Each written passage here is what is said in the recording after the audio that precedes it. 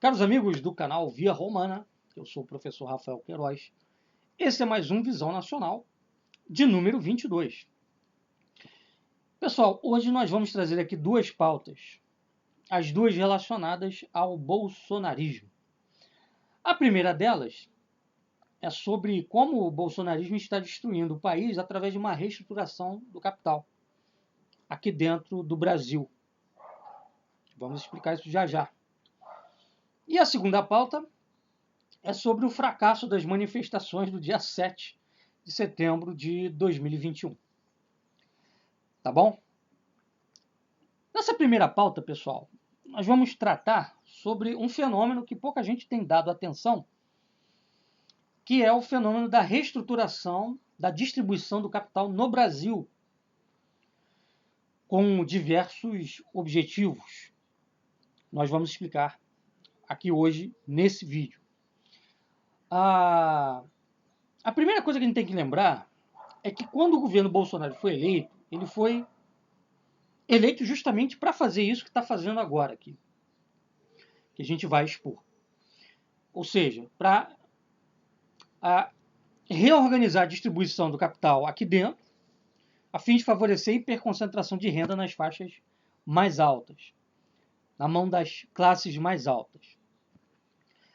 Isso se explica através do seguinte contexto. Se você pega ali dos anos 2000, aliás, dos anos 90 aos anos 2000, você vai perceber, você teve um mega crescimento do capitalismo internacional que coincide com a decolagem da globalização, muito também em decorrência do fim da União Soviética e da unipolaridade, um quadro de hegemonia norte-americana.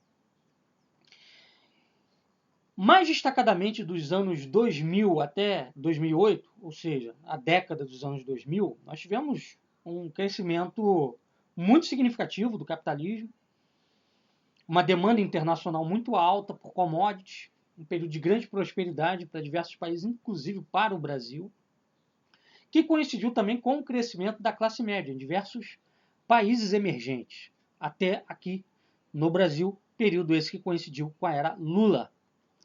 Mas de 2008 para cá, nós entramos num contexto, em termos de capitalismo internacional, de crise e de incerteza.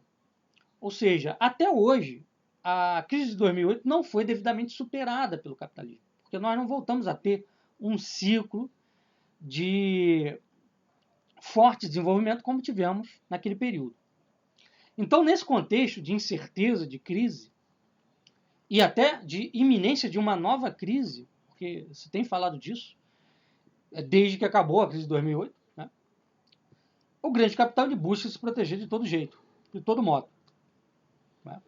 E aí você some a isso esse contexto todo de pandemia, que obrigou diversos países a fazerem isolamento, lockdown, etc. E você tem um cenário perfeito, né, para levar adiante uma política dessas. Né? Uma política que visa basicamente salvar o grande capital dos riscos que um período de crise e de incerteza representa. Tá? Eu acho que foi essa semana, saiu uma reportagem na revista Forbes, confirmando isso aqui que a gente está dizendo, que a gente vai expor, sobre o crescimento do número de bilionários no Brasil. E se a gente pega os dados dos últimos anos no país, a gente percebe que a economia brasileira está decolando para ter um crescimento do número de bilionários. Uma coisa é você ter um crescimento desses num contexto de economia pujante, forte, em um contexto de crescimento, de desenvolvimento, de aceleração. Mas o que nós temos aqui no país, desde a era Dilma, é um contexto de desaceleração, de queda, em que, pese 2019, nós termos tido 1% de crescimento, o que não representa muita coisa. Na verdade, isso é apenas uma recuperação do estado normal da economia brasileira e não exatamente um crescimento. É um crescimento em relação ao ano anterior. Mas se a gente pega ali do final do período Dilma para cá, nós tivemos uma queda vertiginosa, que o aumento do PIB nos anos que se seguiram não compensa. Perfeito? Então, isso tudo que a gente está falando aqui é confirmado por essa reportagem da Ford. Está tendo realmente uma reorganização da distribuição do capital, ou seja, a quantidade de capital diminuiu, então vamos redividir o bolo de maneira que a maior parte do bolo fique com o menor número de pessoas. Tá? E a política do governo Bolsonaro vem sendo exatamente esta, e sobretudo para favorecer dois setores, né? O setor exportador, agronegócio, e o setor financeiro, pessoal que trabalha nas bolsas, operadores financeiros, bancos e por aí vai. Eu vou trazer aqui sobre isso alguns dados da Fundação Getúlio Vargas, dados socioeconômicos, que provam isso que a gente está dizendo. Vamos lá. Em primeiro lugar, lembrar que o governo Bolsonaro vem vendendo, reservas de dólares para favorecer tanto o mercado financeiro, que compra esses dólares, quanto o setor exportador, que com a venda dessa reserva vê o real desvalorizado face ao dólar, e aí tem altos lucros com exportação. Porque o dólar valorizado, entra mais dinheiro no bolso desse pessoal. O dólar alto, essa política de manter o dólar alto, fez com que a inflação sobre todas as classes sociais subisse bastante.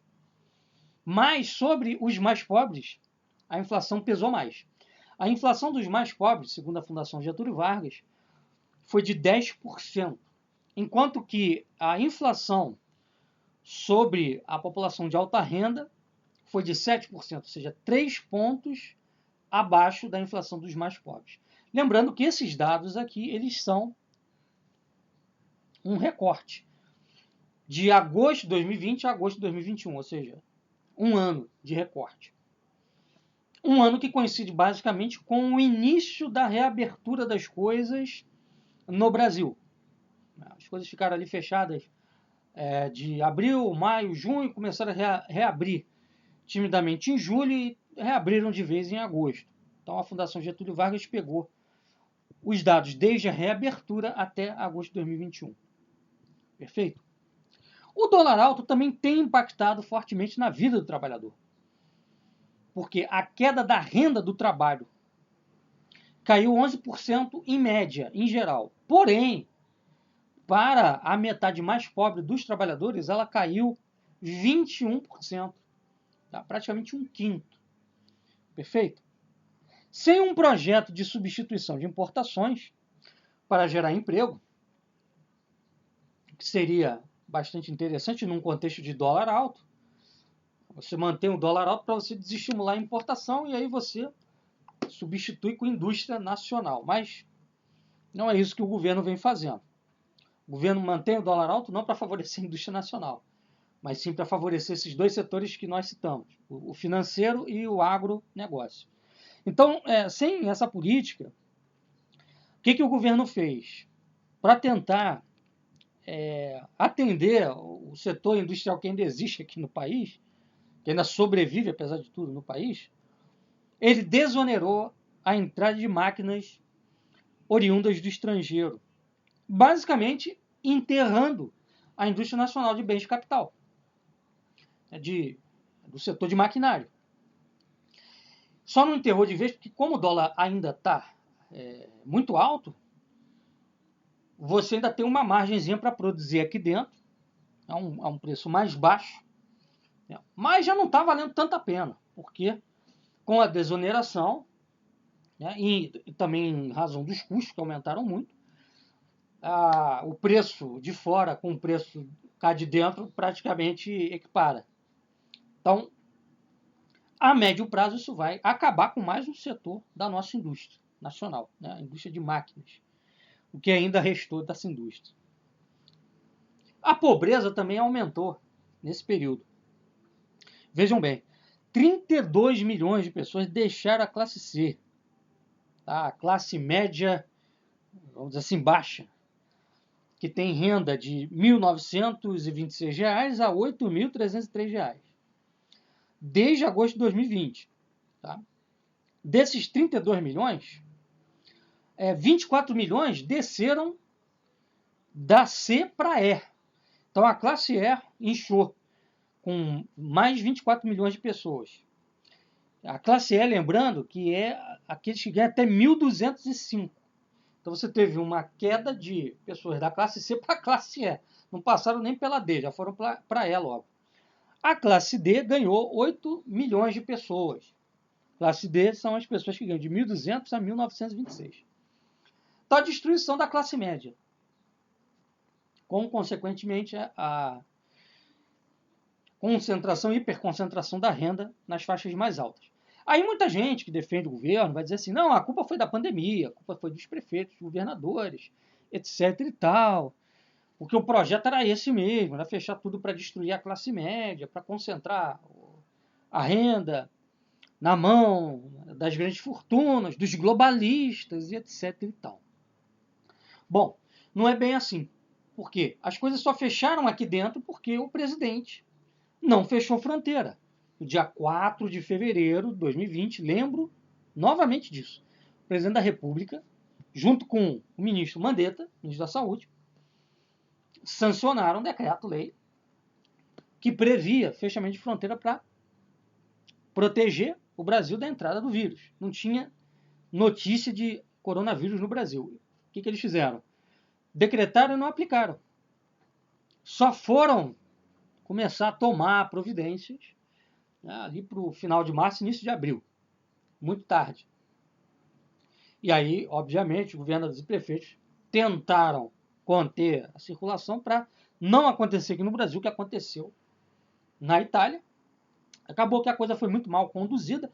Eu, professor Rafael, nunca defendi, naquele momento, meado de março, um isolamento. Eu defendi uma mitigação com economia de guerra, produção de mais leitos, produção de insumos aqui dentro para atender pessoas que viessem a ficar contaminadas, você reduzir ao máximo o número de mortos. Tá? Mas não foi isso que foi feito. Partiram para um isolamento que não foi bem conduzido e depois soltaram de vez, e aí, quando soltaram é que veio o pico. Né? Enfim, depois não fizeram mais nada. O governo federal também não apresentou nenhuma política, porque assim, não queriam que os prefeitos e governadores fizessem isso. Então, senhores apoiadores do presidente, por que vocês não forçaram o presidente a apresentar um plano alternativo ou se antecipar? Porque dava tempo. Estava tendo uma pressão em cima do presidente desde o início de março para tomar alguma providência. Ele podia ter se antecipado e apresentado um plano nacional, não tinha necessidade de nada disso. Enfim, então, se a coisa despoletou da forma que despoletou aqui, a culpa é maioritariamente do presidente da República. Tá? Outra coisa, não me venham falar de destruição da classe média por pandemia, que isso aí é analfabetismo histórico. Isso é uma tendência do capitalismo desde o fim do século XIX. É o achatamento da classe média. Né? Aliás, desculpa, é a hiperconcentração, né, do capital nas faixas mais altas. E você vai ter ali durante o século XX algumas políticas de welfare state, estado de bem-estar social, para criar uma classe média, né, que possa consumir e manter o capitalismo de pé. Só que o que acontece? O próprio governo Bolsonaro ele incorpora uma ideologia contrária ao estado de bem-estar social, né, de um estado desenvolvimentista, etc. e tal, que é justamente o que sustenta a existência de uma classe média. Vocês criticam a quebra da classe média, mas batem palma para um governo que representa uma visão econômica, né, que é lá do século XIX, laissez-faire, né, onde você não tinha classe média, diga-se de passagem, onde você teve, por causa do laissez-faire, uma hiperconcentração da renda, surgimento de grandes monopólios, cartéis, trustes, etc., que depois exigiram, no século XX, com o New Deal ali nos Estados Unidos, com medidas também que foram tomadas na Alemanha, nazista, na Itália fascista, de estado de bem-estar social. Né? E lembrar também, né, que a tendência natural do capitalismo, né, o capitalismo laissez-faire, é a concentração de renda. Então, se você tiver uma classe média, ela vai sempre ficar num estado periclitante, né, seja em que momento histórico for do capitalismo. É claro que há momentos em que ela fica mais periclitante, quando aumenta o laissez-faire, e há momentos em que ela fica mais protegida, quando aumenta o welfare state. Mas, via de regra, a classe média está sempre ameaçada. Tá? E com a crise de 2008, essa tendência já vinha num crescente, ou seja, aquele salto, né, que tinha acontecido na década dos anos 2000, em que muita gente tinha saltado para a classe média, né, pulado para a classe média, ele não continuou nos anos 2010, na década de 2010. Pelo contrário, né, ele desacelerou e, em alguns casos, até retroagiu. Muita gente voltou para a classe D, para a classe E, e a pandemia ela só reforçou esse quadro, que já é um quadro que vem se desenhando desde 2008. Tá? E outra coisa, vamos lá. Por que as forças globais, lá em fevereiro, quando já se sabia o que era o coronavírus, qual era o índice de transmissão dele, qual era a taxa de morte que ele ia provocar se nada fosse feito, por que eles não forçaram o fechamento, tá, das fronteiras lá em fevereiro, quando ainda dava para conter o negócio? Justamente porque eles queriam usar a pandemia como instrumento para concentrar ainda mais a renda. É lembrar do ponto 2, o capitalismo entrou desde 2008 num contexto, numa fase de crise e incerteza. Então, deixa a pandemia rolar, deixa o negócio espalhar, porque aí vai ter que fechar. Fechando, quem vai sobreviver? São os grandes. Os pequenos e médios vão ter mais dificuldade. Então, com a morte dos pequenos e médios, você contém a chamada revolução do mais. O que é a revolução do mais? É um conceito de Moisés Naim, que é um sociólogo, que diz o seguinte, que com esse crescimento aí dos anos 2000, essa década do ano 2000, né, um número maior de concorrentes passou a existir no contexto aí, do capitalismo global. Ou seja, você tem mais empresas, mais grupos, mais organizações concorrendo pelo mercado, né, por nichos do mercado, por conta desse crescimento todo que teve. Então, se você deixa uma pandemia graçar, e aí depois você fecha, né, obviamente quem vai ter mais chance de sobreviver são os grandes grupos, né, e aí você, reduzindo concorrência, você concentra a renda, confirmando o que a gente estava falando. Tá? Só para finalizar aqui, então, ainda tem mais um ponto que eu queria ressaltar desses dados todos, é que o setor exportador está mantendo também os seus dólares, os dólares que ele ganha vendendo para a China, a soja, a carne, que esse setor produz aqui com subsídio do Banco do Brasil e etc. Está mantendo esses dólares que ele ganha investidos em bancos estrangeiros, por conta de toda a instabilidade que existe aqui no Brasil, favorecendo assim a evasão da renda nacional para o setor importador, para o mercado externo. Na semana passada, quando nós falamos aqui da questão do preço dos combustíveis, nós mostramos o quê? Que o setor importador está lucrando alto, vendendo diesel e gasolina refinados aqui para o Brasil. Então, o que acontece? Os caras vão lá, né, aplicam dólares nas bolsas lá dos Estados Unidos, da Europa. Esse dinheiro, obviamente, vai ser utilizado por esses grupos importadores que vão lucrar com a venda desses refinados para cá, para o Brasil. Tá? Então, quer dizer, isso é um crime, né? Crime de lesa pátria. Quer dizer, os caras plantam aqui, recebem subsídio do governo com base no que ele cobra de imposto sobre a população. Quer dizer, quem paga é a população. Deixa a população desabastecida de carne e de produtos primários, vende isso tudo lá para a China e, em vez de reinvestir isso aqui dentro para gerar emprego, não, os caras investem lá fora, gerando emprego lá fora, favorecendo o setor importador que joga cá para dentro as suas mercadorias.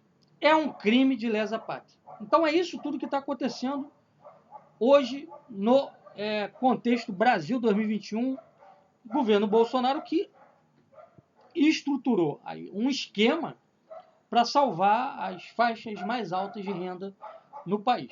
E a visão do Paulo Guedes é exatamente a seguinte: No momento que você tiver uma concentração de renda nessas faixas, aí você vai ter o investimento privado jorrando. Bom, a gente está esperando isso há muito tempo, né? Aquela lenga-lenga. Quando tiver a reforma trabalhista, vai ter emprego. Quando tiver a reforma da Previdência, vai ter emprego. Já teve as duas, não teve emprego. E não me venham falar de pandemia, porque a reforma trabalhista ela foi feita na era Temer. Tá? Ou seja, pandemia 2020. E não houve boom de emprego, coisíssima nenhuma. Nem consta também que a reforma da Previdência, depois da reabertura das coisas, tenha gerado emprego. Quem está empregando pessoas a mais, né, nas suas lojas, nos seus negócios, por conta da reforma da Previdência? Eu não conheço. Pois é, pessoal. Então, sobre essa primeira pauta era o que a gente tinha para falar. Aqui eu vou fazer, então, nessa segunda pauta, alguns comentários sobre o fracasso desse movimento bolsonarista dia 7/9/2021. Em primeiro lugar, eu queria deixar registrada a minha alegria pelo fracasso desse movimento, porque ele prova tudo que a gente sempre falou há muito tempo, e vem falando há muito tempo, na cara, inclusive, desse pessoal que apoia o Bolsonaro e que acha que o Bolsonaro pode representar, em alguma medida, uma alternativa antissistêmica, que ele vai fazer uma ruptura, e etc e tal. Ontem eu via uma postagem do Alan dos Santos falando de game over. Tá vendo? O presidente soltou uma nota, game over, acabou. Ora, a gente vinha dizendo desde 2017, pelo menos, que o Bolsonaro tinha se vendido às forças sistêmicas no momento em que ele se atrelou ao Olavo de Carvalho, ao Paulo Guedes, e já temos dito há muito tempo que essa direita que se diz antiglobalista, antissistêmica, na verdade não é antissistêmica nem antiglobalista coisíssima nenhuma. Ela é apenas uma outra face do sistema, outra face do globalismo ou da globalização, enfim. Então, o que acontece é que tudo isso provou o que nós sempre dissemos. O Bolsonaro não é antissistema coisíssima nenhuma.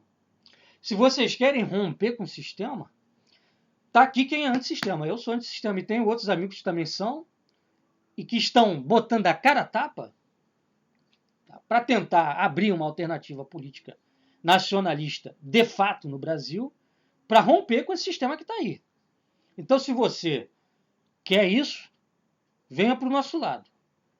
Fale comigo que a gente vai formar uma frente, a gente já está formando essa frente, já está desenhando essa frente, e a gente precisa de pessoas, de apoio. Então, você que está decepcionado aí com o que aconteceu dia 7 de setembro de 2021, entendam, só nós podemos realmente fazer essa ruptura.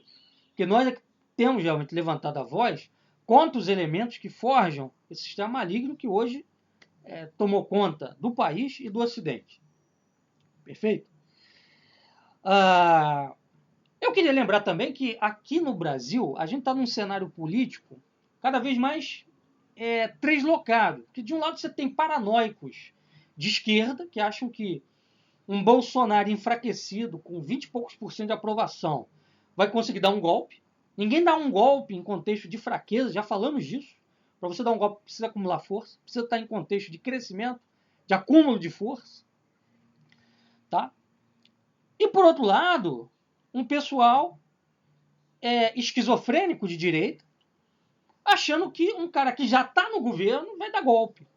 Quer dizer, via de regra, golpe, quem dá é quem está fora, quem não tem o poder na mão. Não é? Então, ele dá um golpe para retirar um governo que está no poder, para ele tomar o poder, para ele chegar ao poder. É isso. Se o Bolsonaro viesse a dar um golpe, né, seria, na verdade, um autogolpe. Né? Mas isso é uma coisa que, historicamente, é improvável. Alguns poderão dizer, mas Napoleão estava no governo, virou imperador, né, instaurou uma ditadura. Mussolini estava no poder, instaurou uma ditadura. Hitler estava no poder, instaurou uma ditadura. Ora, isso é diferente. Uma coisa é um governo constitucional evoluir para uma ditadura por conta de um contexto de crise, né, histórica, que force a decretação de um estado de exceção. Né? outra é um golpe de Estado. Então muita gente estava apostando nisso, seja a direita, seja a esquerda. Obviamente isso não vai acontecer, porque, primeiro, o Bolsonaro é um homem do sistema, ele está no governo, ele se aventurando num sentido de um golpe, um autogolpe, enfim, ele pode pôr a perder a possibilidade de uma reeleição em 2022. Ele nunca quis dar golpe, coisa nenhuma. Aliás, lá nos anos 2000 ele até falava disso, fechar o Congresso e o caramba 4. Hoje ele não quer mais isso. Tá? Hoje ele não quer mais isso. Tanto que ele vem falando, eu quero jogar dentro das 4 linhas da Constituição. Pô, o cara diz isso. E os seus apoiadores ainda imaginam que ele vai dar um golpe, uma ruptura, vai fazer uma ruptura. Pelo amor de Deus. Aquilo ali, na verdade, que ele organizou no dia 7 de setembro, né, não passou de uma micareta de direita para manter a base dele unida contra o inimigo comum, para fins eleitorais. Assim, como o Bolsonaro não tem mais nada a apresentar, a gente falou aqui, é a destruição do país. Então, o que ele faz? Ele cria um inimigo, que até é real, o STF realmente hoje é inimigo do país, né, mas ele não é a solução para isso. Ele une a base dele em torno disso e faz o pessoal acreditar que, olha, eu sou o cara que vai emparedar o STF, me apoiem, porque se vocês não me apoiarem, aí é o fim, eu sou a última barreira, e por aí vai. Então, é uma estratégia unicamente eleitoreira, partidária, política rastaquera, não é a política em grande. Tá? Outra coisa também, né? Na história, se a gente pega os exemplos de golpes que deram certo, ou de ditaduras que foram instauradas e que deram certo, a gente percebe o seguinte, existe uma lei aí. Para você fechar um regime, dar um golpe, instaurar uma ditadura, você precisa apresentar resultados prévios. Pô. Pega César. César fez um bom trabalho como Júlio César em Roma, um bom trabalho como general, como cônsul. Aí ele pôde ter condições de se colocar como ditador. Napoleão virou imperador depois de 4 anos de governo, um bom governo, reestruturou a França depois da Revolução. Mussolini, 3 anos de governo, 22 a 25, até instaurar uma ditadura de fato. Hitler, 1 ano de governo para depois decretar estado de exceção, né, para decretar o Terceiro Reich, né, conseguir anuência, né, do Reichstag alemão, para ter plenos poderes, né, poderes supremos. Então, assim, como é que o Bolsonaro vai chegar lá e fazer isso sem resultado? Não tem resultado, meu. Vocês acreditaram nisso? Que ele fosse capaz de dar um golpe assim, sem resultado, sem apresentar resultado? O que ele vai fazer no dia seguinte ao golpe? Qual o plano? Não tem plano. O governo Bolsonaro não tem plano, pô. Por isso que nada avança. É o chove e não molha. Tá? Um outro aspecto também é o seguinte, que quanto mais você insiste em convocar pessoas para as ruas, para intimidar o STF, para amedrontar o juiz do STF, embora a gente saiba que é só mesmo um chove não molha, mas tem gente aí que fica mijada só por causa desse chove não molha, fica com medo. Tá? O que isso acaba trazendo? Que já está trazendo, né? Você acaba fazendo com que o sistema se encastele e se reforce, impondo barreiras a uma aventura. A gente pode usar um simbolismo aqui para vocês entenderem. Imagina que um vírus ataque o organismo. Para ele matar aquele organismo, tem que ser forte. Porque se ele for mediano ou fraco, o organismo vai desenvolver uma imunidade contra novos ataques daquele vírus. E aí, quando ele tentar novamente, ele não vai conseguir. Então, para você fechar um regime, você precisa de acumular força, precisa de um golpe certeiro. Porque se você golpeia e não mata, né, quem não morreu vai reagir. E a reação pode ser a sua morte. Então o que o Bolsonaro está fazendo é o seguinte, ele está latindo demais e mordendo de menos. Então tem que parar de latir. Tem que esperar o tempo certo, se é o caso, né, de fazer isso, para dar a mordida quando estiver com força, para dar uma mordida fatal. Perfeito? Então, o Bolsonaro mostra aí com tudo isso que ele não sabe como fazer. Também tem isso. Né? Porque assim, o problema não é você fazer uma revolução, como já diz o ditado. É saber o que vai fazer no dia seguinte à revolução, depois dela já instaurada no poder. O problema não é você dar um golpe, é saber o que você vai fazer no dia seguinte. Tá? Então o bolsonarismo ele é um chove não molha, virou uma tragicomédia, a verdade é essa. Ele até apresenta, expõe os sintomas da crise da nossa república, mas ele não consegue encaminhar uma solução. Tá? Por quê?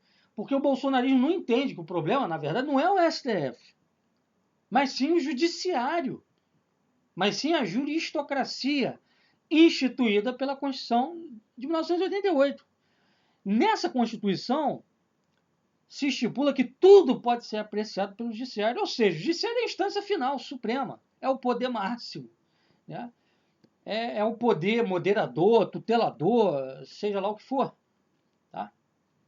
O pessoal do Bolsonaro não consegue entender que o problema não é voto impresso, mas é o sistema de partidos, que é um esquemão sistêmico oligárquico, que com voto impresso, sem voto impresso, os nomes que estarão lá para concorrer à eleição serão os mesmos, não muda. O que tem que mudar é isso. Quem vai concorrer para a eleição, não é ter voto impresso. O que adianta ter voto impresso se quem vai concorrer para as eleições de 2022 vai ser o mesmo pessoal de sempre? Não adianta. Você tem que mudar o sistema de representação no Brasil. Mas eles não conseguem entender isso. Então eles ficam ali tentando, vamos dizer assim, conter a sangria. E não tem contenção para a sangria. Você tem que sair desse sistema completamente.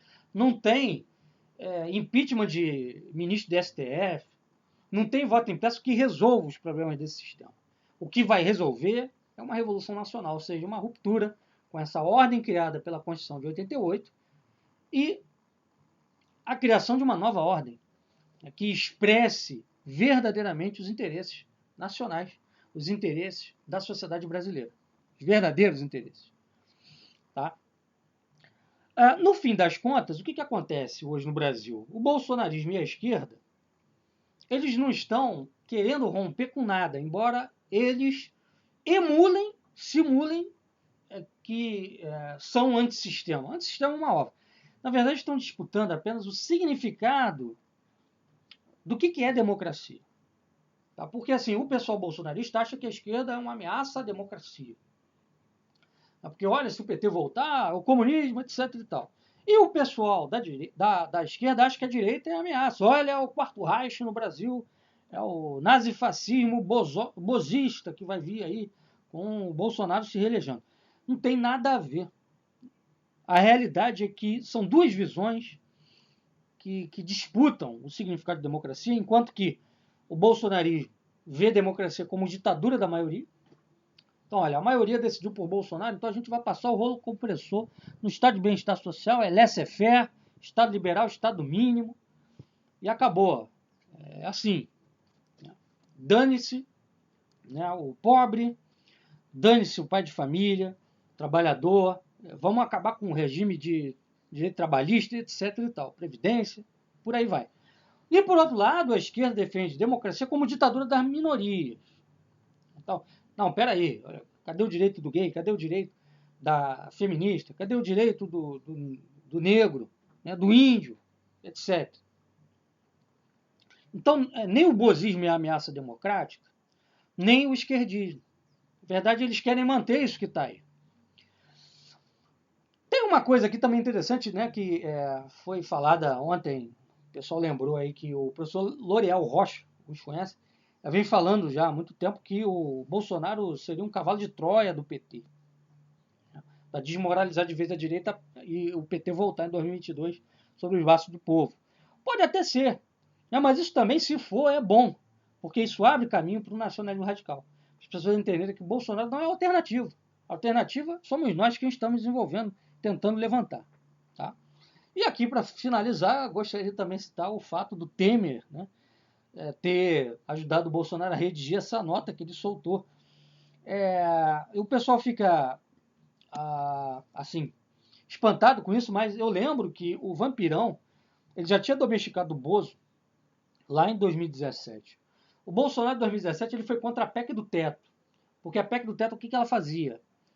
Ela basicamente aplanava o caminho para sucatear de vez as Forças Armadas, porque ia acabar com o investimento das Forças Armadas, ia congelar o investimento, né? E aí ele foi contra e tal, mas aí o que acontece? O Temer chamou o Bolsonaro para um jantar, eu acho que no Palácio do Planalto, teve uma conversa com ele, aí no dia seguinte ele mudou, não, eu vou apoiar a PEC do teto. Então, quer dizer, isso aí provou mais uma vez que o Bolsonaro é um homem do sistema. Né? Ele escuta o Temer, que é um cara que é grão-mestre da maçonaria e que é uma figura muito importante dentro de um dos maiores partidos do Brasil, que é o PMDB, que foi o partido que, vamos dizer assim, alinhavou a criação da Constituição de 88 e que a gente pode até chamar de uma espécie de poder moderador. Né? Uma das principais forças aí do Centrão, do Congresso Nacional, que sempre coloca ali limite, barreiras seja a posições mais radicais por parte do PT, na época que o Lula estava no poder, seja agora com esse pessoal da base bolsonarista que quer que o presidente rompa, quebre com o sistema. Enfim, então, pessoal, era isso que a gente tinha para dizer hoje, tá bom? Até a próxima, um abraço.